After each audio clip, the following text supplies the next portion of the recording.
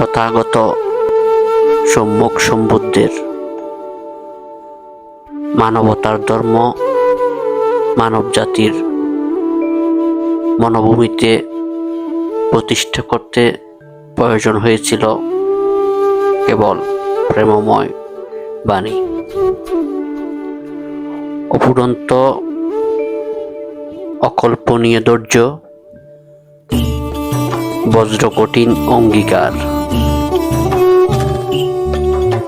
আলোকোজ্জ্বল ত্যাগ, তিতিক্ষা, ক্ষমাগুণ, প্রকৃতির উদার অফুরন্ত সবুজ সৌন্দর্যের মতো দান চেতনা, অতল গভীর সাগরের অপরিমাণ জলরাশির মতো মৈত্রীগুণ, গগনচুম্বী হিমালয়ের মতো শিলগুণ, সূর্যের তেজগুণের মতো অধিক শক্তিশালী প্রজ্ঞাগুণ, এই বিপুলা ধরণীতে যার হৃদয়ে একবার ধর্মের উক্ত গুণরাশির সামান্য স্পর্শ লেগেছে, তিনি ধর্মকে নিছক আড়ম্বরবহুল আচার সর্বস্ব ক্রিয়াকলাপে সীমাবদ্ধ না রেখে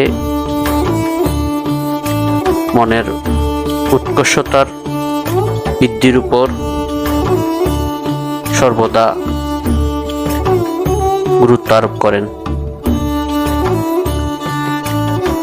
ধর্মের উপলব্ধির জিনিস কাউকে খুশি ও সন্তুষ্ট করে নিঃস্বার্থ হাসিলের কোনো কৌশল নয়, বরং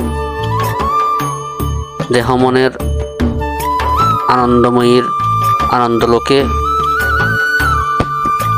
বিচরণ করা সুন্দর এবং উত্তম পদ্ধতি। যাদের চিত্ত বিক্ষিপ্ত এবং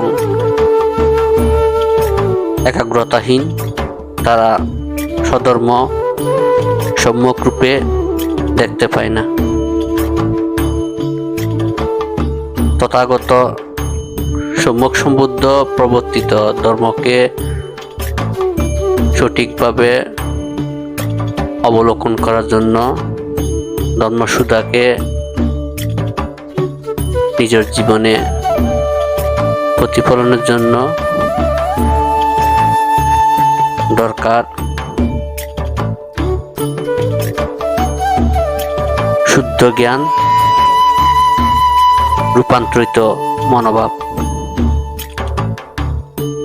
তাই আসুন ধর্মকে ধর্মরূপে মূল্যায়ন করি, তথাকথিত চাকচিক্যময় জীবনের সাথে ধর্মকে যেন